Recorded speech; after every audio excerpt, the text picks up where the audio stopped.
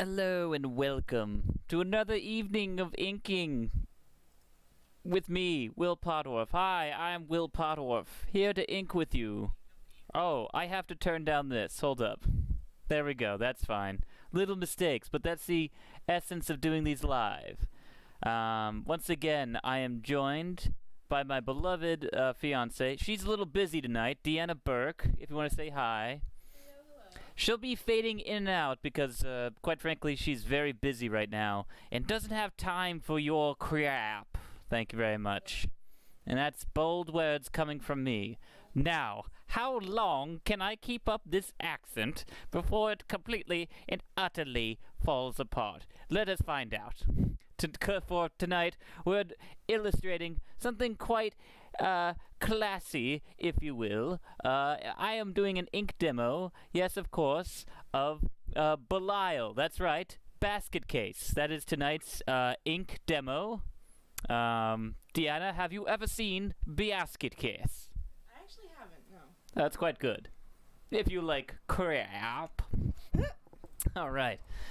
And enough of that. We're gonna get into inking now. How's that sound? I'm actually switching it up tonight, guys, a little bit. Normally I would be doing this on my Strathmore mixed media paper, but gray tone paper, that is. But tonight I'm actually working on some Canson comic book paper, which is oh, hey, that's right, JP. It is Basket Case.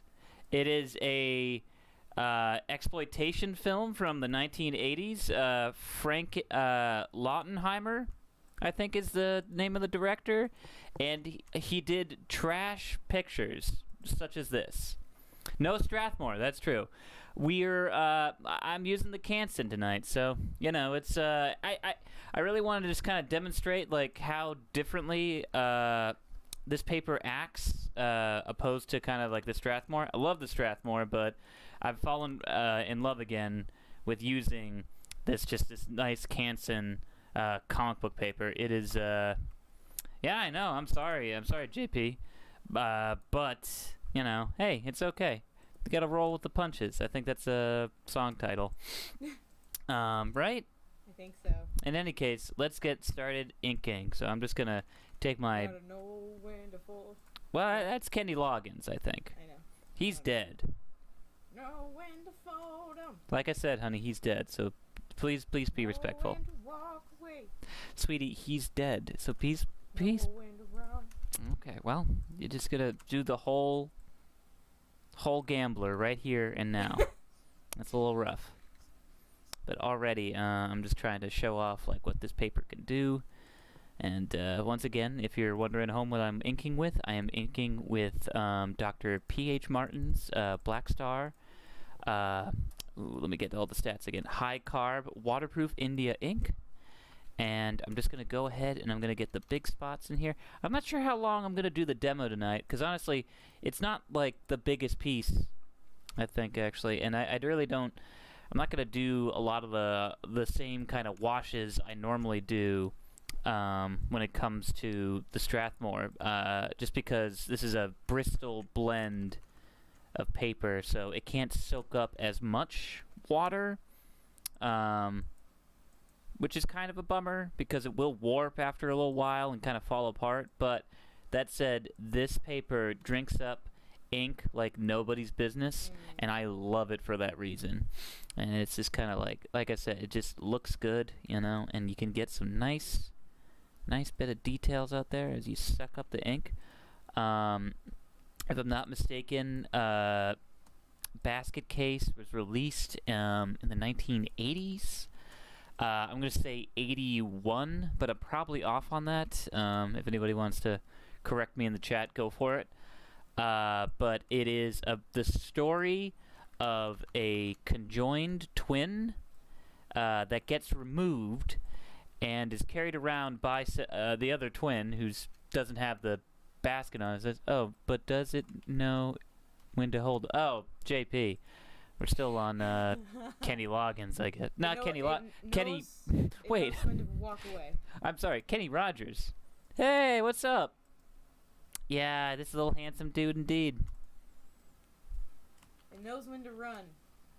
When the dealing's done. No, he's got to count his blessings while he's sitting at the table. When the dealing's done. Well, the dealing's not done yet. He's got to know when to fold them. Know when to hold Know them. when to hold them. Yes. He's Yes, got to know yes. when to walk away, and he's got to know when to run. I do also want to correct myself. I said You better count your blessings. Sitting at the table. Ladies and gentlemen, Kenny Rogers. Kenny Rogers is alive. No, wait.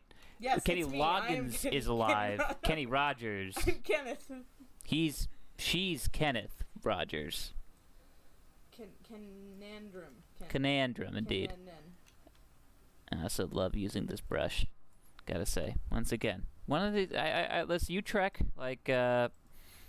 synthetic blend and stuff. It's pretty fantastic. Really get a lot of. When it's gone. I don't know. I probably will. I'll probably be in a dark spot in life if that ever happened to me. To be honest, I love this brush that much that it is just kind of like. It's synthetic. It's a synthetic blend, yes. It's a blend. Okay, yeah. Well, that means that some of it is natural, and some of it is it's probably Kolinsky hair. Yeah, that's arguable. Yeah. And then most of it's probably synthetic. Well, it's a red sable blend, so that's the thing.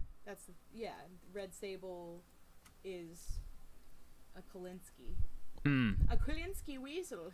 Oh, yeah, that's right. You described to me the process of how you made these brushes. Not you specifically, but how they're made. And, well, we don't have to talk over it over the video, but it's just, I had some issues kind of holding on to these brushes after you told me that. Oh, well, it would almost be worse. Okay, so for anybody listening. Well, should we tell them about how they're made? All right. Absolutely. Yeah, fair enough. Kolinsky is I think it's a male weasel. Like a type of male weasel. I don't know if that's just the name of the weasel or whether it's specifically a male weasel. It's their surname, but yes. Let me see. Kolinsky. While she's doing that, I'm just kind of, I'm going in for all the fun details, really. Yeah. Kolinsky is an Asian weasel. Okay. They take the hair of the male weasel to make Kolinsky sable brushes. So whenever you see sable brushes, it is the hair of a weasel. And what happened, I don't know when it happened, a little while ago. Not too long ago. Not too long ago, but long enough. The Kolinsky sable brushes, or at least the hairs, were confiscated over the border. This is the fish and game industry put a ban on exporting or importing the hairs due to animal cruelty. Because that's the thing. I'm thinking, like, she's telling me the story, like, oh, well, they get the hair from the weasels. Obviously, they just, they shave the innocent weasels and then run around and, like, on a farm. No, they die.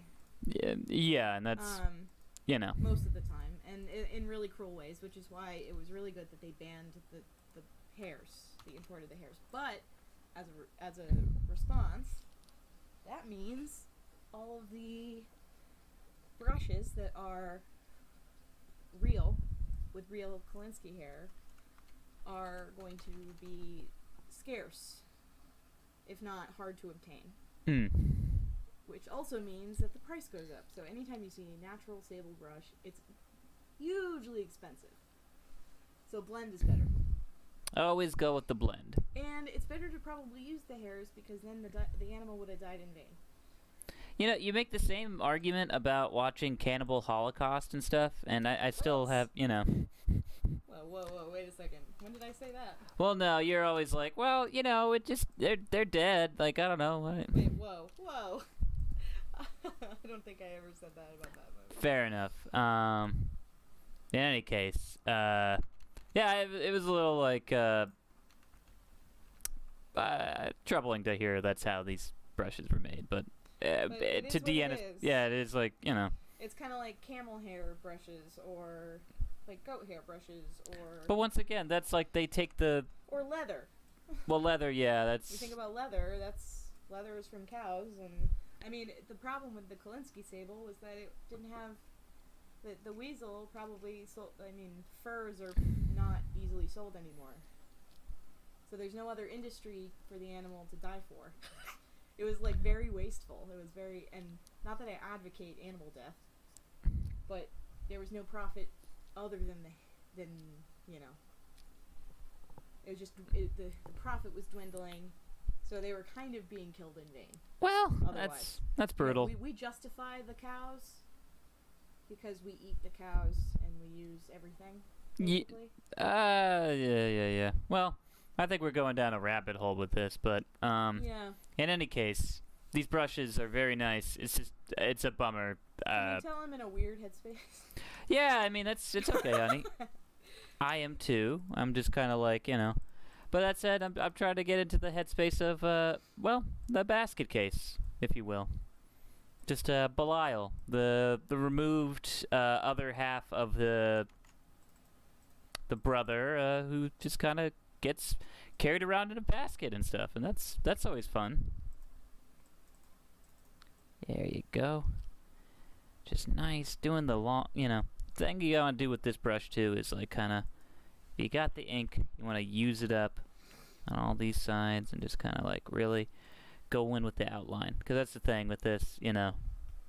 If I'm treating this like a comic book kind of, well, I primarily do kind of comic book style inking, and so a lot of like my influences are comic book inkers and stuff like a Kevin Nolan or something like that. But you want to just kind of take your brush and just kind of really put that thick outline and just sort of really let the brush do the work and let the ink just kind of flow out. And that's the best part about this Canson watercolor, Canson comic book paper, is it just really soaks up the ink, and it just kind of like really does kind of give it that nice spectacular kind of like comic book pop that you want to hope you get when you're like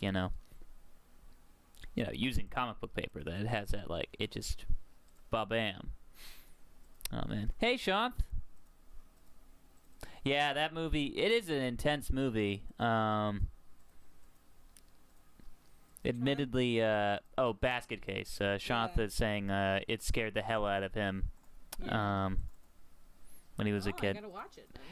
I can't believe you haven't seen it. It's kind of it's an awesome B movie. It's very intense and very dark, and it is like sleazy. It is like that kind of like I think like Joe Bob Briggs might have covered it on a drive-in kind of, that sort of sleaze. You know what I mean? I see. It's like, I put it up there with a Maniac or a I guess Maniac actually. Like it's right in there, like with a William Ludwig kind of affair, like exploitation. I'm not gonna say B movie, but yeah, it's a B movie, you know.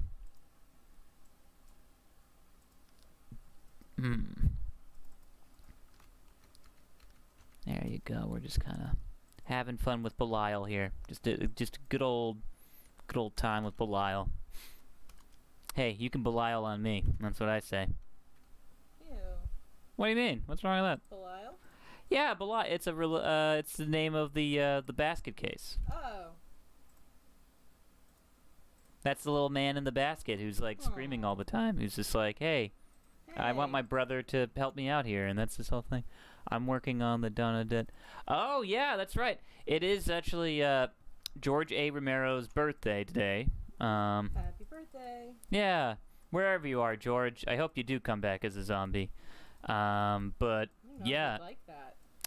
Shanth is working on his incredible undead horror medley right now, which is awesome. And you should definitely check out Shanth and Jetty if you don't already on Instagram at Shanth and Jetty. He's also got a website you should check out.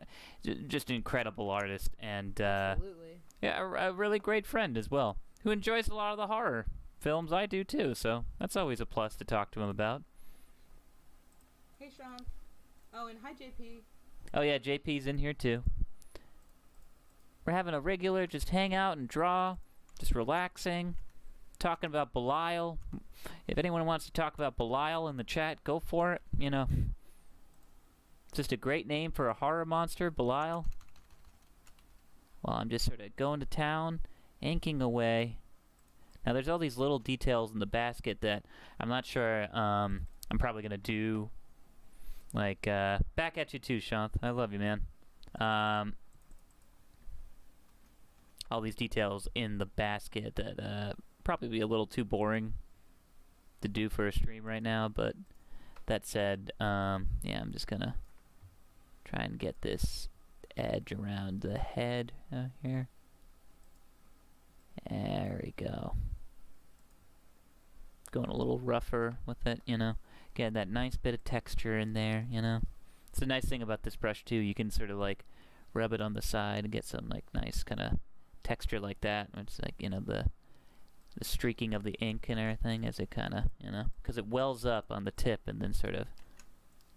There you go. Look at that. Now we're cooking with gas, folks, you know. Oh, man. Trying to think, like, other exploitation films I saw recently. Oh, I did watch this great one with a bunch of comedians over Discord. That I think you walked in on me, Deanna, while watching it. It was this 1995 cyberpunk horror film directed by, of all people, Stephen Norrington, the same guy who would go on to direct Blade. It was actually his first movie, called Death Machine. Huh. And this thing was hilarious. It was you were giggling like a child. It was wonderful. Oh yeah, because it was like me and I think 5 other comedians just kind of watching it and sort of just riffing and sort of like, it was just so much fun. I'm not sure the quality of the film itself. I mean, if you're a Brad Dourif completionist and you want to see Brad Dourif as basically dressed up as the lead singer of Korn, he looked exactly like John Rhys Davies. No, that's Gimli. What's the name? John Rhys Davies? What's the name of the lead singer of Korn? If anyone knows the lead singer of Korn, please have him contact me immediately. Because I think we can sue the creators of Death Machine. In any case, yeah, you want to see Brad Dourif kind of play an over-the-top villain, go check that out. It's actually streaming right now on Prime. And, yeah, it's kind of like your mid-level. It's not as bad as, like... Well, actually, no. I would actually say it's worse than a Virtuosity. Like, if we're talking, like, cyberpunk, low-budget cyberpunk features, it's definitely in a lower tier. I would even say below Johnny Mnemonic, which I actually have, like, a weird affection for that movie, just because it is part of the William Gibson, like, neuromancer kind of universe, which, Deanna, you ever read any of those books? I have not, unfortunately. It's okay. No, they're great books, but it is basically like, oh yeah, that's the stuff that started the subgenre of cyberpunk. I'd even say that and like, well, it's like that and Blade Runner, which is pretty. Oh, thanks, JP. Yeah. Oh, yeah. JP is a huge William Gibson fan. I mean. JP, how many times have you reread Neuromancer? I mean, they're great books. And I think he actually coined the term the net, which was... Actually, I never really knew that, which I thought was kind of fascinating. But I'd have to say, this Death Machine movie, it's in between a... Johnny Mnemonic and Hackers. So if you want some like sweet 1995 kind of like, you know, oh my gosh, they've read it 5 times. That's nuts. It's a great book, a great series too. I don't know. that whole world and stuff. Let's see here. I'm just gonna go and try and get the basket edges here, because I'm probably not gonna do like every minute detail of the basket and stuff, because it's like, you know, quite frankly, I think, you know, quite frankly, I just sound like Woody Allen right there for some reason. Quite frankly, my dear. I'd rather not curse on here, but I'd rather not give a dam, you know. Oh. My doctor recommended don't go near dams and stuff, and then I'm in Holland and I see a little boy and I'm like, little boy, what are you doing? What? I don't know, hon. It's my terrible Woody Allen impression. I'm having a hard time following to begin with, and then I just start doing Woody Allen, and it's like, it's like, back off. Don't do the Woody Allen. You're inking Belial, you know, from Basket Case. You know, it's not, you know. But that's the thing. Belial, he's a New Yorker, just like a lot, you know, like Woody Allen, and you know, I would say if Belial showed up in Hannah and Her Sisters, maybe make for a better movie. I don't know. I think that movie's perfect as is, but maybe replace Max von Sydow's character with the Basket Case. Make for a more interesting movie. Maybe that's the reason why she's like cheating on, you know, Belial for Michael Caine's character. You know what I mean? Maybe that makes for an interesting movie. I could be wrong on this. This could be just kind of like, I don't know. What do you think, Deanna? I haven't seen the movie. Oh, okay. Well, check out Hannah and Her say that? Sisters. It's probably my favorite Woody Allen film. Have you seen any Woody Allen films, honey? I do. Like, names are my worst. Yeah, I'm sorry, honey. Names are my worst nightmare. And you know what? If I were to remember them, it would be by plot. Really. Right. Unfortunately. That's fair. And his films are kind of like, unfortunately, I would describe a plot. A lot of them do kind of like are sort of more or less about the same thing. Like, he has a lot of well, he also takes so much from like Ingrid Bergman and stuff that it's kind of like nuts. Again, I'm just so name illiterate. It's okay, honey. That's for everybody else, I guess. Yeah, I guess so. It's all good. Which I finally started getting into Ingmar Bergman. Which, yeah, I mean, it really is like, oh yeah, Woody Allen just kind of like, you know, really, there's just so much of that work that it is kind of like, oh my gosh. He really took so much. Alright, and here we go. Like I said before, I'm probably not going to do every little line on this one, just because, like, I want to make for you know, a semi-interesting stream, but I'm just going to get the big outline here, just so, like, we have the character popping out of the basket. He is the basket case, you know. The metaphor of it, I don't know exactly. Are we the basket? Who's the case? You know? Where does one begin, the other end? I don't know, but you know, that's part of the journey of Belial, and that's what he kind of has to figure out. Those boundaries between him and his brother, you know. It's a deep philosophical journey that, you know, these two go on. Ooh, what do you prefer, Chuds or Basket Case? You asking me?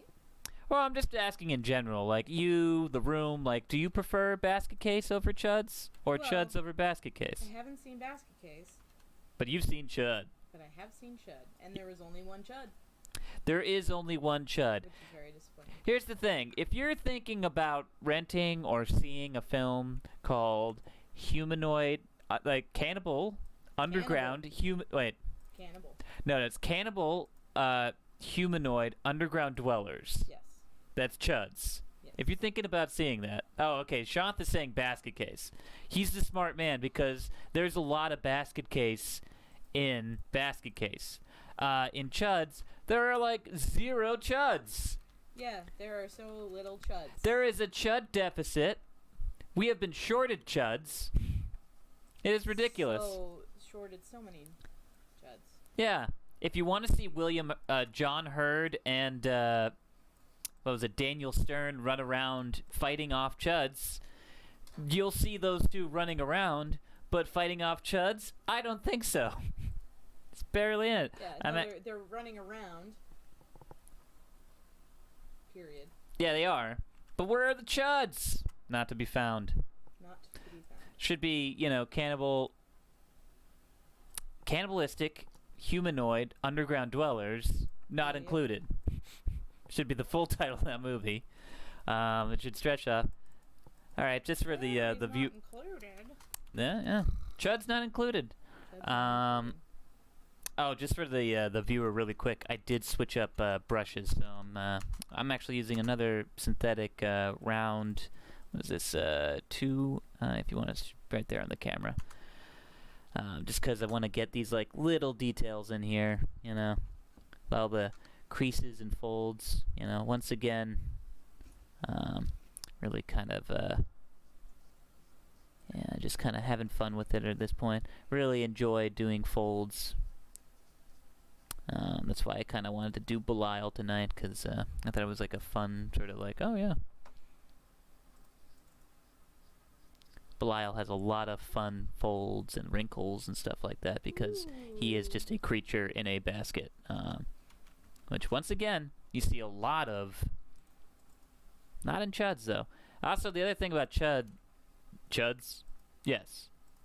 Chuds is the fact that, like, straight up, the plot, a lot of it, like, beat for beat, it's a ripoff, oddly enough, of Q, the Winged Serpent, the fantastic Larry Cohen horror film, where David Carradine, Bill himself from Kill Bill, is going around trying to track down a giant flying Quetzalcoatl-like beast that's eating people. Hands down, I recommend Q the Winged Serpent over Chuds any day of the week. Watch Chuds if you're a Daniel Stern completist, for sure. But that said, I mean, that's probably the only reason why. Because then Q the Winged Serpent has, like, John Moriarty playing a down-on-his-luck jazz musician who runs into mob. This is a whole subplot of the movie, which is there's so many subplots that just like barely add up in Q the Winged Serpent, and you'd be like, oh, that's probably a negative, but no, it makes the film more enjoyable and kind of weird and stuff. Where like literally John Moriarty is on the run from the mob, meanwhile he's bringing mobsters to the Winged Serpent to kill it, which is pretty fantastic. And it's based off a true story. Oh. Yeah. There were winged serpents in the 80s and stuff that... That's why the 80s was cool? Is that why the 80s you say is... Well, it was a time where, like, Reagan was president. It was a return to traditional monster values and stuff, Monster values? Monster values. Monster values. This is before the Addams Family, family values. Maybe that's why they had to make the Addams Family values, because they were like, we gotta put our traditional we gotta monster values. Show people like what values are. Exactly. And as you can see, the values I'm going in with this one are just black and white. I think winged serpents are coming back. I'd like to think winged serpents are coming back. I think we'll get a resurgence. Maybe if the ice caps melt enough, there will be winged serpent. Yeah. And you know what? I don't think it'll just be Q. I think it'll be O, maybe P. P the winged serpent. T the winged serpent. A the winged serpent. We'll just get the whole alphabet in there. That's always fun. I love that movie though. That's a fun one. If you want like a good exploitation film with some great acting and Larry Cohen really never let down. There's actually a great documentary if you want to learn about like more about Larry Cohen and like the films that he made and just all this stuff. Like just it's a documentary called King Cohen that I might have talked about on the here before, but it's just a great look into a guy who just wanted to make movies his way, and he did it, and he worked low budget, but he worked just a smart low budget filmmaker that honestly, like, you know, a lot of times in Hollywood these stories, they kind of just fade out and stuff, but like he kind of stuck around into his late 60s. He was still selling scripts, including like the movie Cellular and Captivity and stuff. You know, he into his like late 60s, which is usually, you know, by then it's like you're washed up, get out of here, blah blah blah. But no, he hung in there, you know. And he's also a New Yorker, like myself. Oh, like myself. Like myself, I would be hopping around old Riverdale, hopping in the, you know, on the rooftops, singing me song that's in me heart. I don't know if that is New York. The version of New York I remember. Last time I was in New York, I was dog sitting. That's Boston. I think that. Aye. We had to come here from the potato famine. That's a pretty good Irish accent. Is it really? I don't think so. It's better than Tom Cruise's Irish accent in that one movie. Famine. Yeah. Potato famine. Potato. It was a potato famine. There were no potatoes, but there was famine. That was part of the issue. No, there were plenty of potatoes. They all went to England. Oh, that's right. Unfortunately. What was that movie where well, I'm asking the chat, not you, honey. But what was the movie where what was it? Tom Cruise played an Irish boxer, or he was just Irish, or attempting to be Irish. If you know, please mail in your response, or contact us on. Where are we in 1910? Oh my God, I'm so tired. It's okay, honey. We were up fairly late last night. Oh, fun story. I guess this is for Shanth. Far and Away. Thank you, Shanth. But Far and Away, last night we did just kind of like, just to kind of fall asleep to something. I like how this is what we fall asleep to, too. Well, yeah, we watched, I hadn't seen it in a while, the H.P. Lovecraft documentary that's currently streaming on, was it Prime, I believe? That's kind of how we're watching it. But the reason I bring it up is Shanth actually showed me an edit that he did of the film, like, which I loved. Shanth went in and kind of did a re-edit of the documentary and spliced in all this new imagery and footage and stuff, and like really? Yeah, it was like kind of like I'm sorry if I'm blowing up your spot, Shanth, but I thought it was like a really wonderful adaptation, you know, and it was just a cool kind of like yeah, that edit is fantastic, and it's honestly one of those things like if you have the editing equipment at home, please do it. Like, take your own, like, your favorite films and, you know, try and splice and do your own edits and stuff. It's good practice. It's definitely good practice, but it's also kind of like, hey, you know, you can create some really cool, wonderful stuff, actually, and some really cool, wonderful stuff can come out of it. Like that edit Shanth did. And oh, this does remind me of a story about this too, where like a fan edit, that is, of you ever see the movie Raising Cain, hun? No. It's a Brian De Palma film.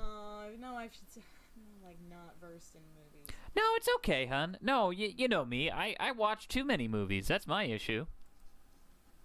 But no, it's this Brian De Palma film that is set up in a very, like, it kind of got away from him, and I forgot who exactly edited, but he ultimately was kind of frustrated with like the final product, and he talked about, like, in a number of interviews and stuff, about how he would have had it like X, Y, and Z. He would have had this character be prominent and not like this other one. And a Norwegian fellow saw this documentary footage, or this interview that is, and re-edited the way De Palma described it in the interview, Brian De Palma loved it, like because wow. he saw like this guy put it up online, and he was like, "Oh, this is the edit I did." De Palma halted the Blu-ray release of Raising Cain, so that's awesome. he could put this fan edit up there because he was like, "This is my vision. This guy got it. You know, he nailed it," which is really cool. Offer him a job? Because I think I'd like hope to. so. Yeah, you'd like to hope so. It's like it's cool that he got it in a DVD, and I hope he made money doing that. But like, what would be even cooler is if he got a job. Yeah.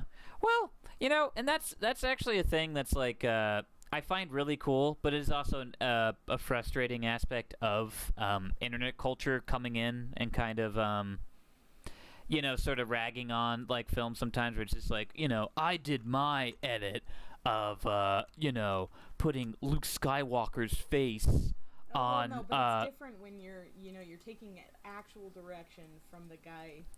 Well, it's also, I think the bigger thing of it is like, it's a lot easier when you're doing something on your own time and you're not being paid by, you know, to have something come out on a specific due date. Talent should be, you know, like a manager should be able to give you the time to do what you need to do. Sure, but what I'm talking about is like a lot of these like effects houses and like, you know, CGI studios and stuff like that. These artists, you know, they have to turn in something at like an exact date, and you know, it's but they don't have all the time to master, you know, something that's just kind of like, oh yeah.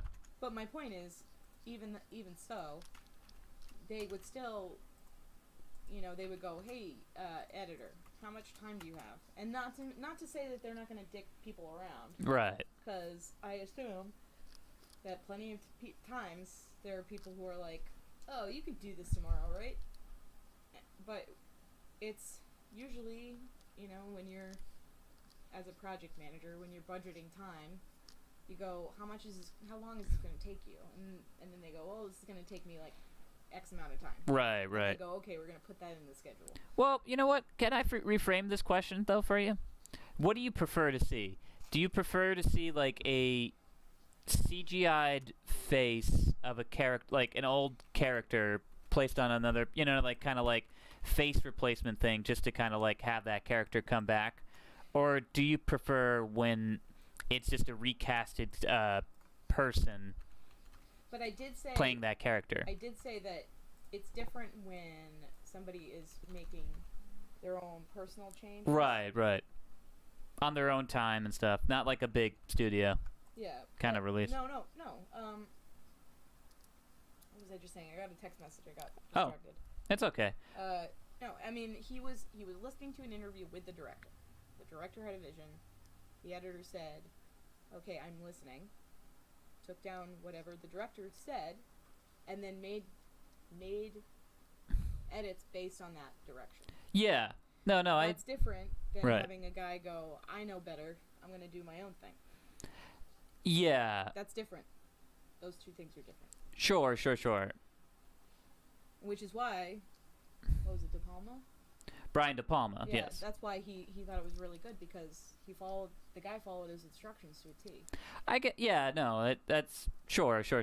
I guess I'm just kind of talking about the thing with like a lot of people complained in like The Mandalorian, the last season that. I guess this is what I'm referring to. Is like in the last season, The Mandalorian, they brought back Luke Skywalker, but like 1983 Luke Skywalker.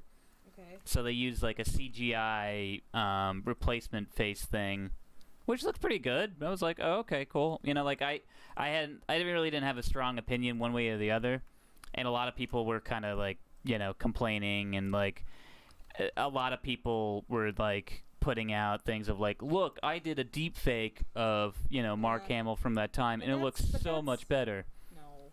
And but that's talking about. But that's the question I'm asking you though, because like I'm not strong one way or the other on that. But what do you prefer? I prefer using the existing material. I don't want to do deep fake anything. No.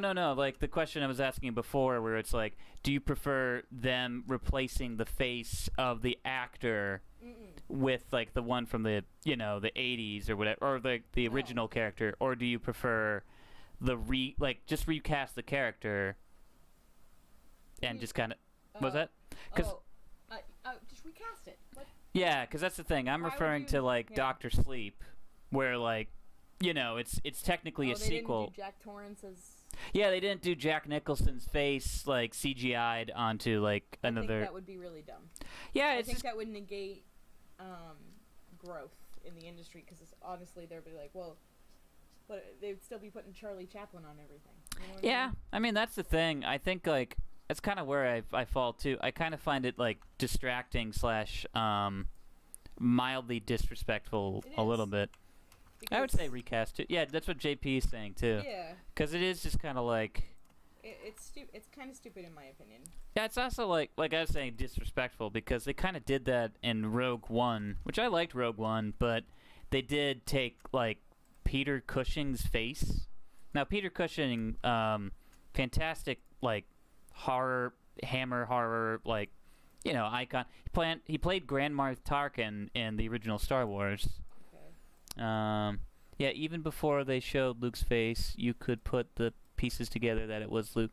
Yeah, I mean, just I don't know, like maybe not even show Luke's face, or just kind of like. Well, it doesn't matter. Or just recast like, or get a look-alike and just be like, oh yeah, look, it's Luke Skywalker. But it's like I don't know. I think it's behavior. I don't even think it's. I mean, the face is one thing. I think it also has to do with behavior. If the actor can act like the character, I think that can go a really long way. And it doesn't matter who they are. I think that's the thing. And I think what I was talking about with like Peter Cushing, who died before Rogue One, obviously, came out in 2016. But they straight up they took his face and got like. Mind you, they did go through his estate, but it's still that weird thing of, like, they basically CGI'd, like, a dead man and put it in the movie. You know what I mean? And then just kind of were like, look, it's Peter Cushing, everybody, Sorry, I have a client texting me. Oh, okay, sorry. Oh. Well, I'll take the focus off you a little bit. But in any case, I apologize. It's all good. Just like, I wanted to do something real fancy for my client, and I probably overspent time on it. And now I gotta just send what I have. It's okay, honey. Boop, boop, boop. I think people are gonna like this, though. I made an infographic because nobody really knows how to do the thing that I'm trying to teach. I'm hoping it will help. Here's hoping it will help as well. Asking the group. Asking the group what? If you were to pick a color to represent a DVD and a USB, like one or the other, like pick a color for each, what color would be a USB and what color would be a DVD? You heard her, folks.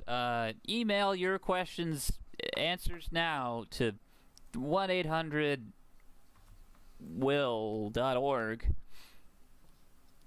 You Borg. You will be resistance is futile. I wonder if the Borgs were actually all just, what was it, Scandinavian, That makes sense, right? Borg, that's the last, that's the Scandinavian. I don't know. I just don't know, Deanna.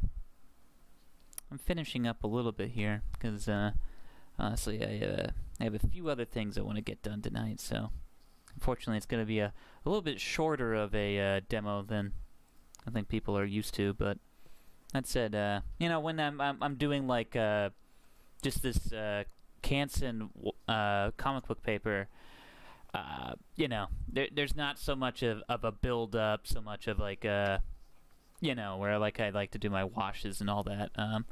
Ooh, my thoughts on... Oh, okay, JP has their thoughts right here. My first thought,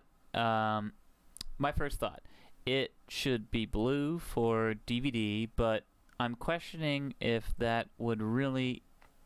if that would read Blu-ray. Oh. Yeah. It doesn't matter because it's for internal purposes. People kind of know what they're making. It's literally just like, what, how, how, this is kind of, it's like kind of ridiculous. People are so stressed out over making these DVDs that it comes down to like, people can't think straight and they don't know what to name their folders correctly, and there's a lot of components in these projects, and I'm trying to teach somebody how to do a certain type of project. So this infographic is about how to name your folders. So it's like, what are you making? A DVD or a USB? Is it in English or in Spanish? Here are the names of your subfolders. That's what I'm doing right now. Yes, indeedy. So colors, I guess, won't, those nuances don't really matter. Just thanks, JP. Yeah, I think What about USB? Oh, what about USB? That's a good follow-up question. Here we are. Just gonna do the crow's feet right there. It's looking pretty good, actually. I'm looking at it on the stream as well. I'm just kind of playing fast and loose. Now, when I go to finish on this too, green USB, DVD blue. Okay. That sounds about right. Thank you, JP. Sounds good. Thank you. Probably when I go and finish this piece, I'm kind of ink out these big spots and everything. Just kind of do some flat blacks and maybe add some like texture on there. I don't know what yet, but I'm just keeping it loose, just like Belial. I will probably go in and individually ink every one of these little basket strands and stuff. But right now, I'm just kind of having fun and just gonna go in and texture a lot of these lines that I'm doing. A little bit of the dry brush into there to like, just gonna put in all these little extra details and stuff, I'm sure you can see the hand I'm working on right here, but so I'm gonna just kind of do these side wrinkles. Don't want to do anything too thick. Don't want anything competing with line weight. It's not gonna pop out.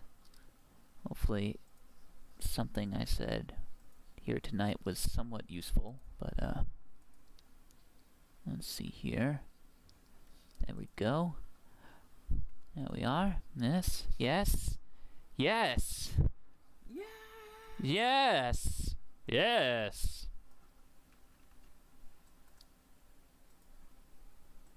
One more time. Yes. Looking good. Yeah, I'm just gonna put in my spot blacks here. Just gonna really just trying to build up form, And that's the thing about what I do enjoy when getting back into just doing like white comic book paper like this is like the thing of get to just kind of build up form, and it takes a little longer, but it is like this nice. It kind of has this nice pop to it, As you can see, he's really popping out too, Look at him.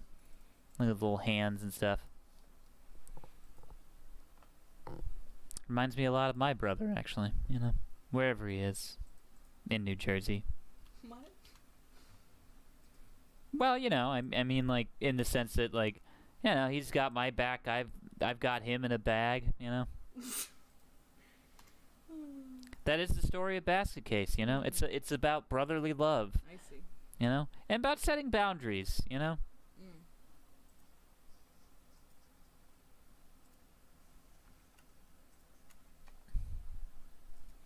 There you go. I'm just gonna add those little details there.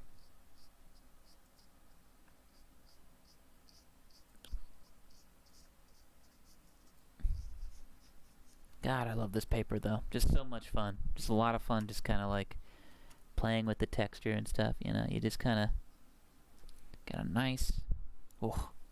hard to describe. A lot of this, once again, is just kind of muscle memory, and I'm just hopping around and sort of having fun and talking with y'all.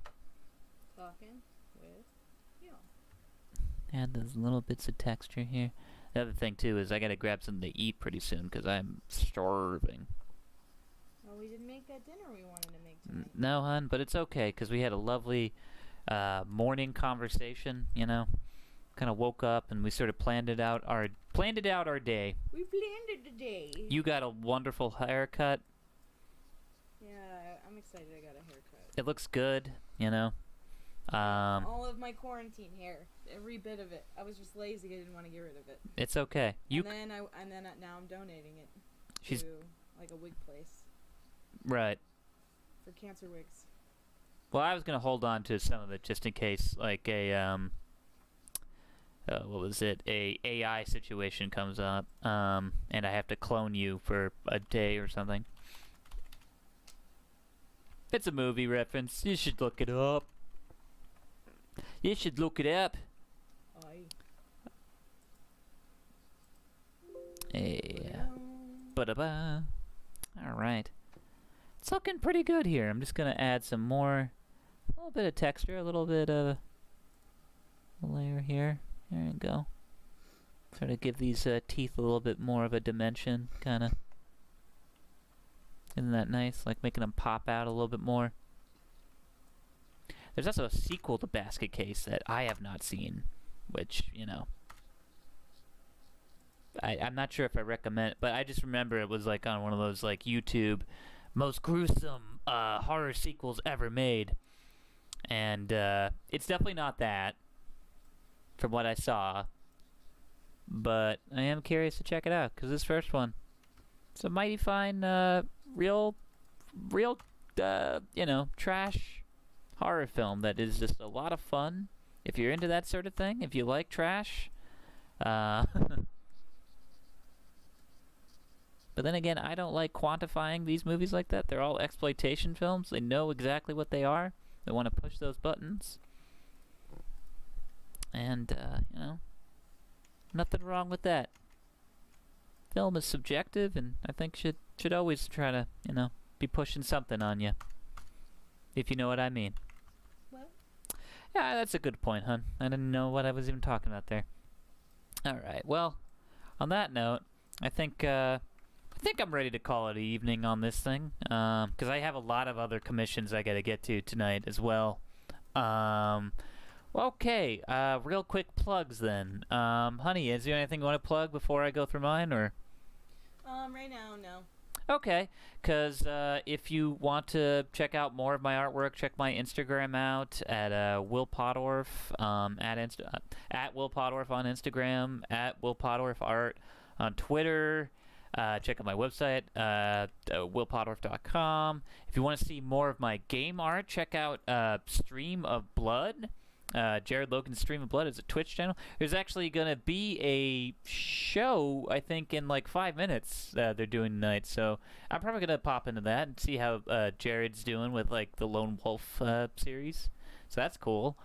If you want to listen to me more, kind of, I don't know, we have a new episode of The Slanted Hallway coming out tonight, which you should definitely check out. Because I wrote it. The Sit Over Innsmouth is the name of the episode, and I'm very excited that it's, you know, I got to do my H.P. Lovecraft parody episode, so maybe one of many. Who knows? But go check that out. Anything else I should add, hun, or, I don't know. Well, in any case, I will be back. We will be back next week. Same time, same place. If you have any recommendations for a low-budget horror movie monster for me to ink, like Bilal from Balal? Balon. Oh, well. I tried, folks. Like Basket Case? Hey, hit me up. In any case, I hope you all have a wonderful evening, and I'll catch you later. Same time, same place. Love you all. Bye. Bye. Bye. Bye, JP. See you later.